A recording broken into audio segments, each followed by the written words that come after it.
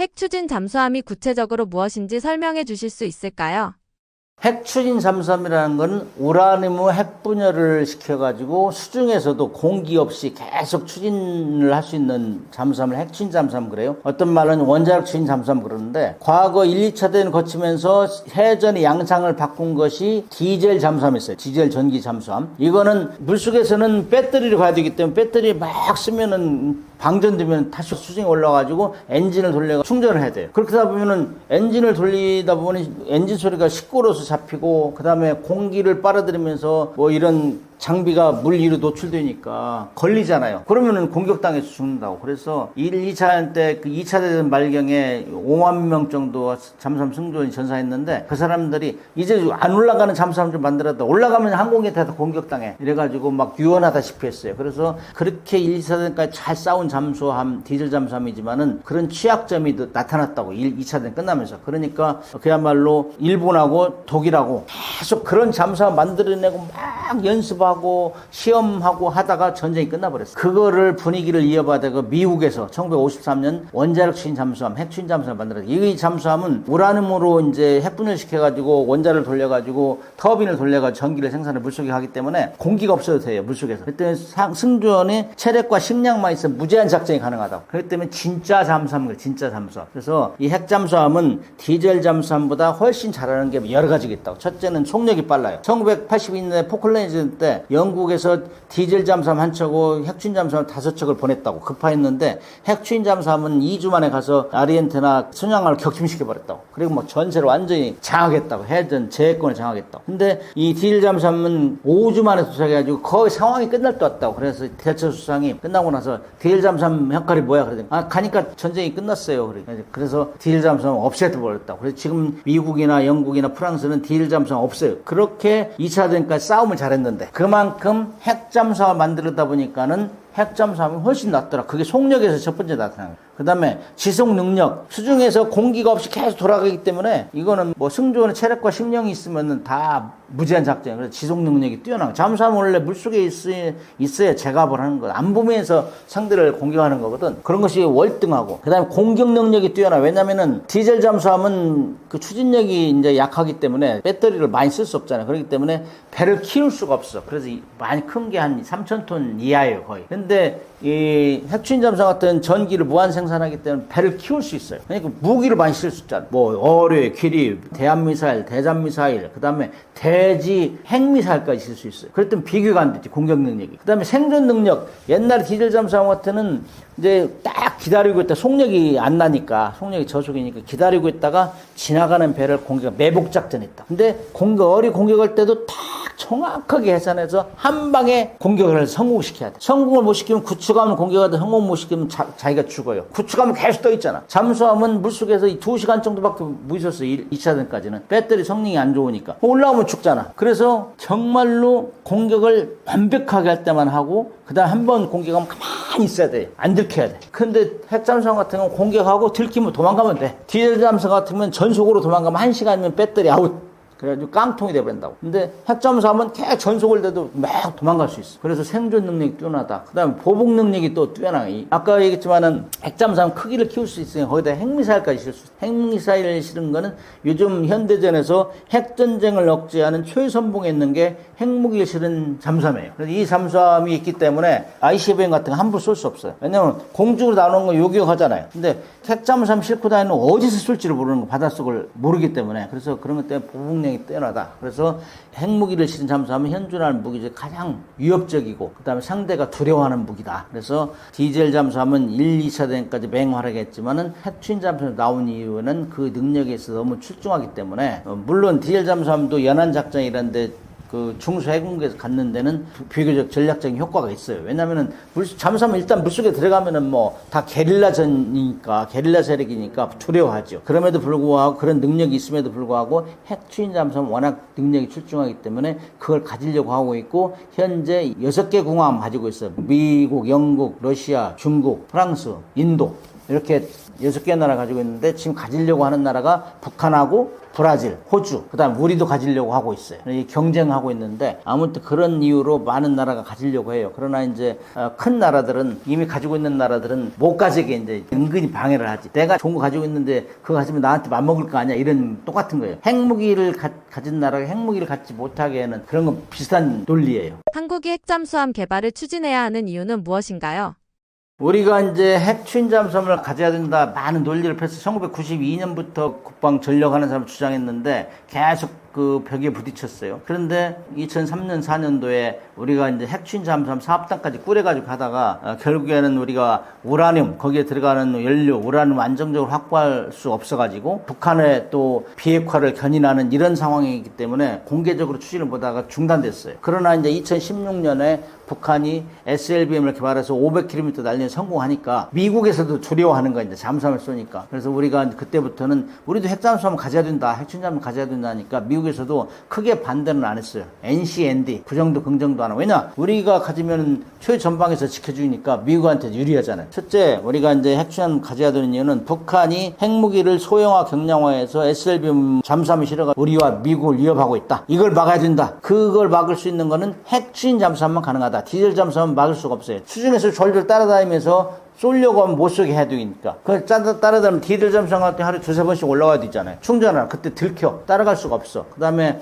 풀 스피드로 쓰면은 디젤 잠수함 같은 1시간이면 배터리하고 깡통이 된다고. 그래서 할 수 없고, 그래서 수중에서 24시간 고속을 낼 수 있는 잠수함. 상대 잠수함보다 최소한 1.5배 내지 2배의 속력을 계속 낼 수 있는 잠수함. 그거는 핵 추진 잠수함밖에 없다. 그래서 이게 미소 냉전 시절, 지금도 마찬가지지만은 미국이나 러시아 잠수함은 서로 핵무기 실은 잠수함이 출항하면 수중에서 추적 감시해요. 그러다가 뭐 냉전 시절에는 더 브라인드맨스 브러프라는 책이 있어요. 미국에서 발간된 책이 있는데 이게 실화를 바탕으로 한 건데 그 서로 물속에 추적 작전하다 부딪힌 사례가 19번이나 나와요. 물론 다 안 나왔지만 촉수한 거겠지만은 그 정도로 이 핵 추진 잠수함이 필요해요. 그래서 북한이 핵을 만들어 가지고 그 SLBM에 실어서 우리를 위협하고 있는 한 만들어야 된다. 이게 첫째 이유. 그걸 막으려면 핵 추진 잠수함이 필요하다. 이 첫째 이유. 그다음에 중국이나 일본이 항공모함 만들고 중국은 핵잠수함도 있어요. 일본은 핵잠수함 만들 기술이 다 확보됐어요. 그러나 일본은 우리 같이 갈급하지 않아요. 미국이 다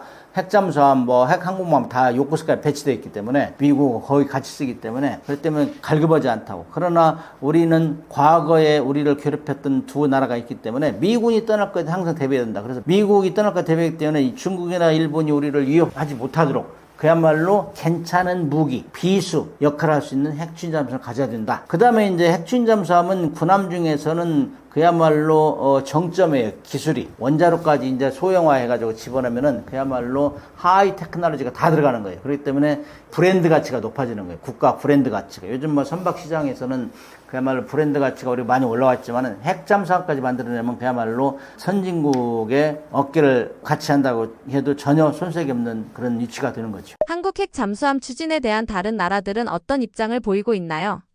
핵무기를 가진 나라는 핵무기를 갖지 않은 나라에 갖지 못하게 해요. 그거는 어떻게 보면 헤게모니인데 겉으로 포장하는 거는 핵 확산 금지 이거지만은 사실 내가 이 좋은 무기를 가지고 있는데 같은 무기를 가지면 기분 나쁘니 말을 안 듣잖아요. 마치 이 북한이 핵무기를 개발한 이후 중국 말을 잘 안 듣는 것 같이 그렇잖아요. 일단 못 갖게 하는데 그럼에도 불구하고 이스라엘 같은 경우는 여기저기서 반대해도 생존을 위해서 자기 생존을 위해서 핵무기를 개발했잖아요. 북한도 마찬가지. 자기가 한미 연합군 그러니까 세계 최강이 한미 동맹을 대항할 수 없다. 특히 남한의 경제력 전쟁을 계속하려면 돈이 있어야 되잖아요. 돈 없으면 지기 때문에 거기에서 대응하려면은 비대칭 무기가밖에 없다. 그래서 핵무기를 개발했잖아요. 북한이 핵 미사일 잠수함을 개발해가지고 성공한 나라예요. 그렇기 때문에 우리도 마찬가지. 지금 우리는 핵무기를 실은 강대국이 쌓여 있단 말이에요. 그래서 그렇게 되면은 우리도 개발해야 된다. 누가 뭐라 해도 이스라엘이나 북한처럼 우리도 핵무기는 가질 수 있는 능력을 확보해야 되고 그 다음에 핵 추진 잠수함은 전혀 핵무기가 상관없기 때문에 이거는 군함의 추진 체계로만 사용하고 북한의 SLBM을 억제하기 위해서는 필요하다. 이런 논리를 강하게 주장해서 누가 뭐라 해도 만들면 돼요. 그런데 뭐 마치 우리가 뭐 미국의 허락을 받아야 된다, 이건 다 낭설이고 잘못된 얘기고, 원래 미국의 허락 받으려면은 그야말로 핵무기지, 핵무기. 핵무기는 정말 못 갖게 하니까. 그러나 핵추진 잠수함이 들어간 군함의 추진체를 사용하는 그 우라늄 농축도 우리가 하려고 하는 건 20% 미만이에요. 농축도가 20% 미만 가지고는 절대로 핵무기를 못 만들어내요. 그다음 우리는 농축 시설했기 때문에 우리가 90% 이상 핵무기를 만들 수준을 만들 수가 없어요. 그렇기 때문에 우리는 오로지 군함의 추진체로만 사용하기 위해서 우라늄 농축도 20% 미만을 사다가 이렇게 하려고 한다. 북한은 이미 그 우리보다 경제력이 40, 50배 뒤지면서도 핵무기 만들고 핵잠수함 만들고 있잖아요. 공공연하게 하고 있는데 왜 우리는 못하느냐? 이런 식으로 이제 우리가 논리를 펴서 우리도 만들어야 된다. 주변국에 무슨 얘기를 해도 그들은 그들의 나라를 위해서 안보를 하는 거고, 우리는 우리나라를 위해서 하는 거예요. 우리가 이제 그만큼 경제력도 커진 만큼 지킬 게 많아졌다. 그래서 지킬 수 있는 거는 핵잠수함 이런 것도 우리가 확보해야 된다. 그런 생각을 합니다. 북한의 핵추진 잠수함과 비교한다면 어떤 점이 다른가요? 북한이 2010년경부터 핵잠수함 만든다고 뭐 많이 정보를 노출했어요. 그러다가 조용하다가 2021년도에 제8차 당대회 때 김정은이가 이제 얘기를 했다고. 우리도 핵추진 잠수함 설계 검토가 끝나서 최종 심사 단계에 했다. 그만큼 막 정책적으로 믿었어요. 근데 그해 9월쯤 해가지고 그 설계 검토에 참여한 사람이 다 징계 매겠다 그래. 뭐가 잘못된 거예요. 그래서 이 핵추진 잠수함 만들려면 첫째 돈이 있어요. 비싸니까. 원자로 같은 거 만들려면, 소형을 만들려면 고난도 기술이고, 그 다음에 우라늄이 들어가요. 우라늄. 근데 우리는 북한보다 선박도 잠수함 더 잘 만들어내요. 북한 소위 말해 구닥다리 잠수함을 가지고 있고, 우리는 도산 안참호 같은 경우는 최신의 시설이 다 들어가요. 소재, 부품, 장비가 다 들어간다고. 그렇기 때문에 비교가 안 될 정도로 우리가 출중하고, 그 다음에 우리는 돈도 많잖아요. 북한보다. 그런데 단지 하나, 우라늄은 안정적으로 들어가는데 우라늄은 우리는 사오고 있다고. 농축시설이 없어서. 그래서 북한은 우라늄을 농축시설을 가지고 있잖아요. 그렇기 때문에 북한은 다 가지고 있는데 돈이 부족해. 기술이 좀 처져. 근데 그것이 2023년도에 동맹을 복원하면서 거기서 기술을 가져오고 또 인원을 아마 파견받아가지고 검증하고 있을 거예요. 지금 상황에서. 그렇기 때문에 핵잠수함을 빨리 만들려고 지금 가속하고 있다고. 그 다음에 올해 3월 8일 날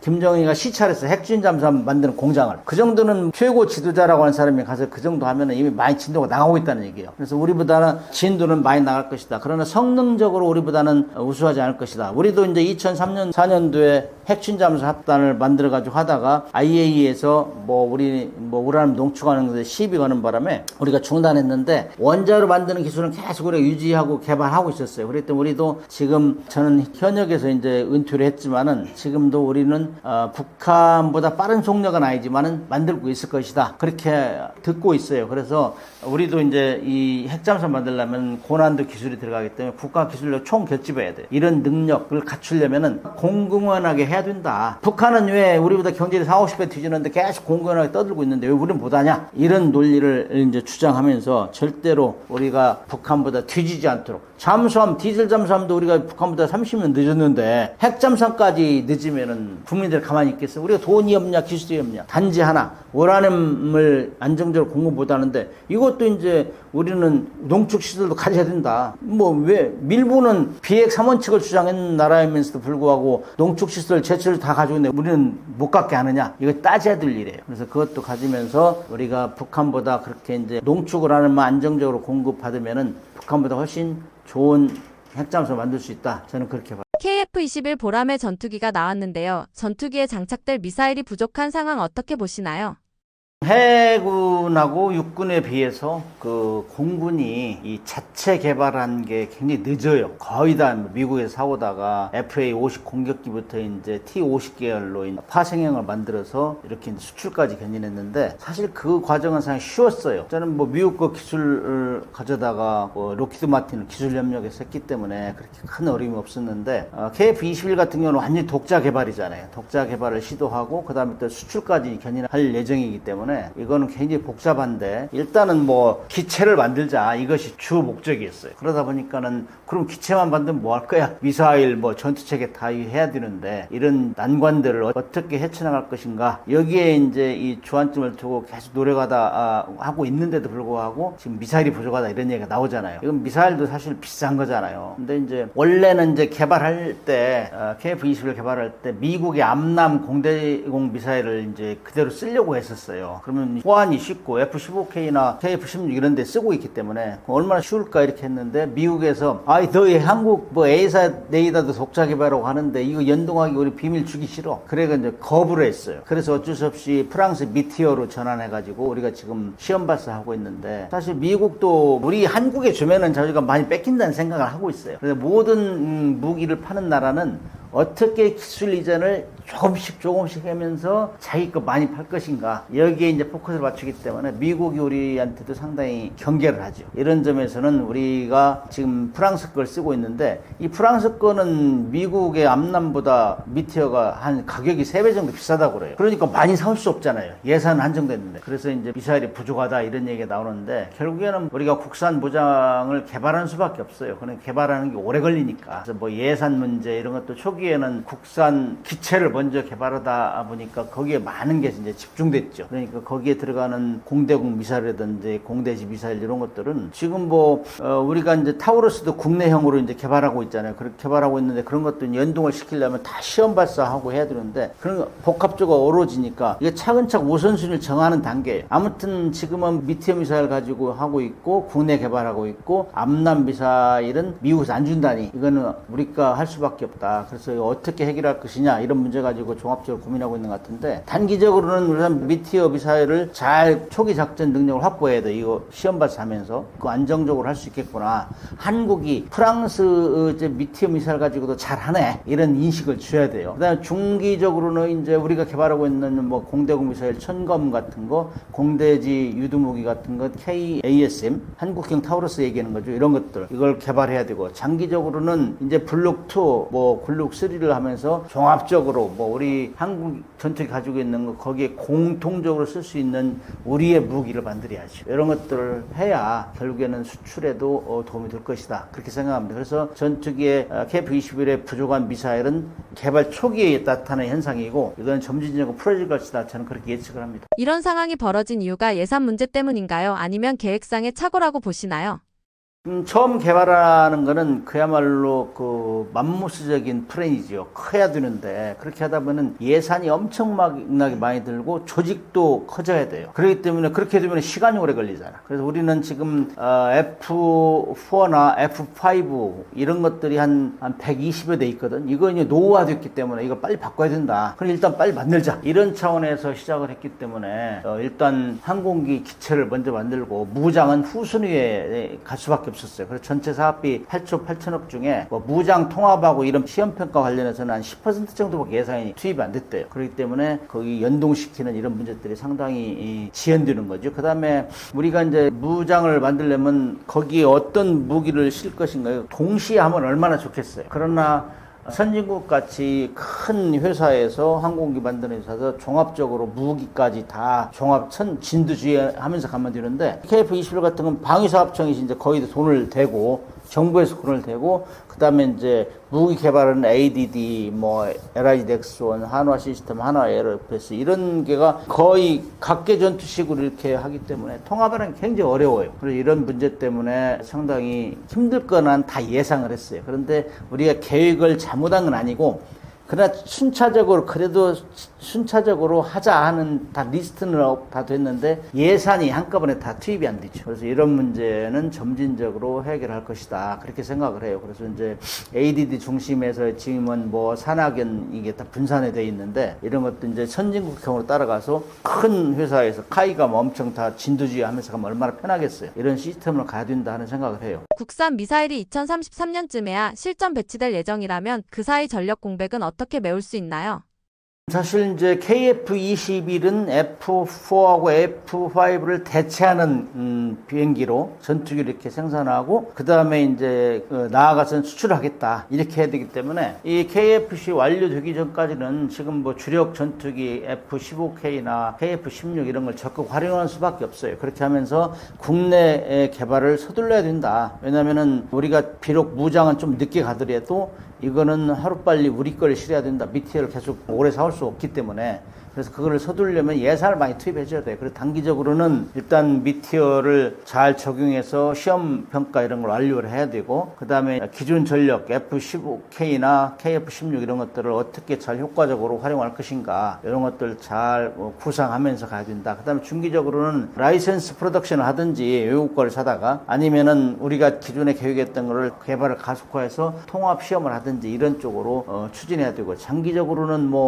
국산 미사일 완전 국산화를 하고, 그 다음에 플랫폼 무장을 한 세트로 이렇게 종합적으로 운용할 수 있는 시스템을 만들어야죠. 그렇게 되면 좀 오래 걸리죠, 그런 것들이. 미사일 부족과 예산 문제로 전투기 운용이 불안정하다면 해외 시장에서 한국산 전투기의 신뢰도에도 영향이 있을 것으로 보시나요? 모든 무기 체계는 만드는 나라에서 프로분이 돼야 돼요. 이게 안정이 돼야 돼요. 저 국가에서 싸울 때 이제 전투에서 사용되면 베스트고, 그렇지 않으면은 충분한 시험 평가를 해야 돼요. 문제가 없어야 돼요, 시험 평가 과정에. 그래서 이제 미사일 부족 이런 것들은 이미 예견된 문제거든. 동시에 다 개발할 수 없기 때문에. 그래서 어떻게 하면은 우리 미사일을 사가려는, 또는 우리 전투기를 사가려는 나라에게 안정감을 줄 것인가, 우리가 먼저 운용을 잘해야 돼요. 그래서 문제가 없이 돼야 되고, 그 다음에 미국 같은 경우는 전투기 팔 때 굉장히 정책이 수출화가 잘 안 난단 말이죠. 그런 것들도 우리가 패키지로 우리가 정부에서 가서 적극적으로 선전을 하고, 이 정도는 우리가 줄 수 있다, 이건 기술 이전도 해줄 수 있다, 그 다음에 우리가 팔고 나서도 운용을 안정되게 해줄 수 있도록 우리가 지원해 주겠다. 그래서 다시 말하면 무기를 패키지로 팔 수 있는 거 보장하고, 기술 이전, 그 다음에 성능 보정, 이것도 우리가 훈련도 시켜주고 가서 수리도 해주고, 그 다음에 부수품도 안정적으로 공급하겠다, 이런 걸 계속 선전해야 돼요. 그거를 와서 외국 사람들 보게 해야 돼, 바이어들이. 그래서 가격, 성능 이런 것들은 이렇게 우리가 초기에 이 개발을 했지만은, 최초로 우리 국내 개발했지만은 굉장히 안정적으로 운영하고 있다, 이걸 외국하고 비교하면서 계속 보여줘요. 이게 이제 마케팅 전략이거든. 이런 걸 안 하면 다른 데서 안 사죠. 그래서 항공기 같은 경우는 특히 사고에 민감하기 때문에 고난도 비행, 그런 굉장히 위험에 노출이 많이 되기 때문에 첫째로 안정성이 있어야 돼요. 그래서 시범 운용도 하고 실사격고 이런 걸 쭉 하면서, 우리는 이런 과정을 해서 개발을 했고, 훈련 체계, 그 다음에 군수 지원 체계 다 확보했다, 요청하면은 하시라도 그런 걸 우리가 이전할 수 있다, 이런 어떤 편의성, 수출도 까다롭게 하지 않고 이렇게 해서 우리는 제3국에 비교해가지고 설명을 해주고, 이런 캠페인이 없으면은 누구도 살려고 하지 않죠. 그래서 한국 거는 일단 싸다, 가성비라고 싸고 전투력도 뛰어나다, 그야말로 4.5세대라 하는데 와서 실제 보니까 5세대 이상인 것 같다, 이런 얘기가 나와요. 그래서 블록 2, 3로 가면서 이제 스텔스 기능도 굉장히 강화되니까, 이런 점에서 계속 선전을 하지 않으면은 우리 이 전투기를 그렇게 살려고 안 하죠. 앞으로 수십 년 동안 유지 보수 업그레이드가 더 큰 과제가 될 텐데요. 교수님은 KF-21이 이런 장기 운용 체계나 정비 인프라 측면에서도 충분히 준비돼 있다고 보시나요? 충분히 준비됐다고는 볼 수 없죠. 이제 시작하는 단계이고, 지금 블록 1 시험 평가 단계에 있고, 그렇기 때문에 양산 가기 전에, 내년 말부터 양산한다고 그러는데, 양산 가기 전에 모든 문제점을 종합 평가해서 무엇이 문제인가, 총 수명주기라고 하잖아요. 시작부터 폐기할 때까지 그 모든 거를 다 데이터베이스로 해가지고 가지고 있어야 돼요. 그렇게 하면서 외국에서 이제 사가려면은 이런 정말 매뉴얼 이것만 보면은 충분히 되네, 이런 것들을 알려줘야 돼요. 그래서 KF-21은 이미 한국에서 충분하게 유지하고 지원할 수 있는 기반을 갖췄다, 이런 거를 확신을 줘야죠. 그래서 진짜 시험을 하고 대규모 전력화하고, 지금 120대 정도 이렇게 나오기 전에 초도 물량 20대 이렇게 해가지고 하고 있는데, 거기서 일단 모든 걸 보여줌으로써 이렇게 해야 이거 사가도 문제가 없겠네. 우리가 이제 이 러시아나 이런 데서 이제 무슨 무기를 살려면 가장 걱정스러운 것이 후속 군수 지원이에요. 단종돼 버리면 힘들거든. 그래서 이런 생애 주기, 총 수명 주기까지는 모든 걸 다 준비했다. 예비 부품까지 수리하는 시설 이런 걸 다 갖춰 있고, 그 다음에 수시로 성능 개량하고 일 때도 정보를 교환하겠다, 이런 거를 충분하게 이제 보여주지 않으면은 우리 항공기에 대해서 그렇게 신뢰감을 가질 수 없죠.